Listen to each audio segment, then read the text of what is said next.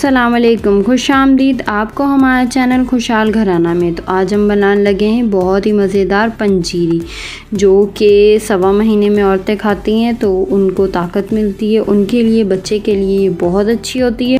यहाँ हमारे पास है तकरीबन 1 प्याली जो है पिसा हुआ काजू, 1 प्याली पिसा हुआ पिस्ता, आधी कटोरी और 3 से 4 चम्मच जो है वो हमारे पास किशमिश है, जिसे सौगी कहते हैं। 1 प्याली जो है हमारे पास है खोपरा पिसा हुआ, और 1 प्याली ही हमारे पास है पिसा हुआ बादाम। तो ये वो चीज़ें हैं। आधा पाव तकरीबन हमारे पास है फूल मखाने। ये जो हैं बहुत अच्छे होते हैं और इससे जो है वो माँ को खाने से बच्चा हेल्दी होता है। तो इसे हम 1 चम्मच ऑयल डाल के अच्छे से रोस्ट कर लेंगे।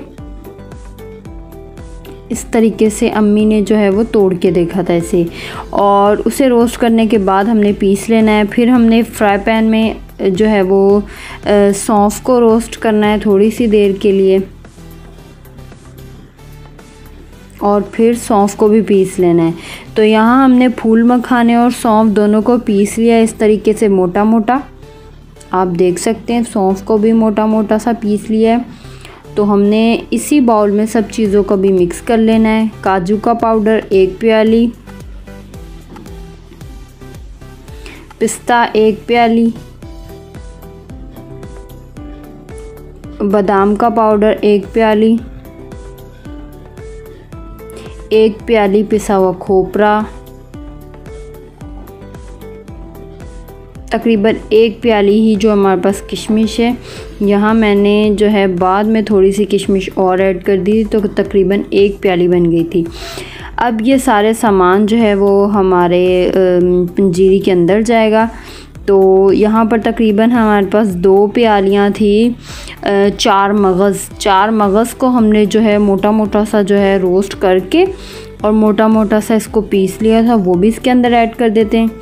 तकरीबन आधा किलो जो है वह हमारे पास जो है आटा है, गंदम का आटा जो हम घर में इस्तेमाल करते हैं वही आटा है। इसको हमने हल्की आंच पर रोस्ट कर लिया है। दूसरी तरफ हमने कढ़ाई में आधा किलो ही चीनी, यानी कि जिस भी हिसाब से आप आटा लेंगे, किसी भी बर्तन के हिसाब से, उसी हिसाब से हमने चीनी लेनी है और उसी हिसाब से हमने पानी लेना है। तो चीनी के अंदर हमने एक प्याली चीनी थी तो 1 प्याली ही हमने पानी ऐड करके इसका मेल्ट कर लिया है।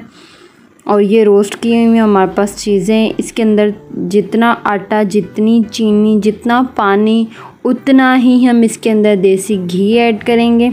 तो 1 ही प्याली हमारे पास देसी घी था।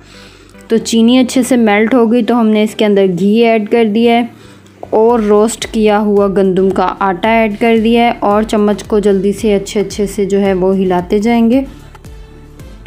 तो देखें तकरीबन 5 मिनट जो है हमें ये जो है चम्मच को अच्छे से हिलाते जाना है। फ़ौरन इसके अंदर जो है वो हमने हमारे जो लज़ातमात हैं वो ये इसके अंदर ऐड कर देंगे और चम्मच को अच्छे से हिलाते जाएंगे, क्योंकि ये फ़ौरन जो है वो जमना शुरू हो जाता है, सख्त होना शुरू हो जाता है। तो चम्मच को जो है हमने फटाफट हिलाए जाना है। हाँ जी, तो इस तरीके से अच्छे से हिला के इसको कढ़ाई से अलग कर लेंगे। तो यहाँ जो है वो अम्मी चेक कर रही थी कि मीठा वगैरह सब कुछ ठीक है, और हमने देसी तरीके से परात में यहाँ जो है वो निकाल के इसकी पीसेस कर लिए हैं। आप चाहें तो ट्रे में भी रख सकते हैं। और मुझे इसकी शेप समझ नहीं आ रही थी तो मैंने इसको नान खताई वाली शेप दे दी। तो देखें कितने मज़ेदार, कितने ज़बरदस्त लग रहे हैं। तो आई होप आपको रेसिपी बहुत पसंद आई होगी। ज़रूर ट्राई कीजिएगा, दुआओं में याद रखिएगा। मैं आऊँगी अपनी नेक्स्ट रेसिपी के साथ, तब तक के लिए अल्लाह हाफ़िज़।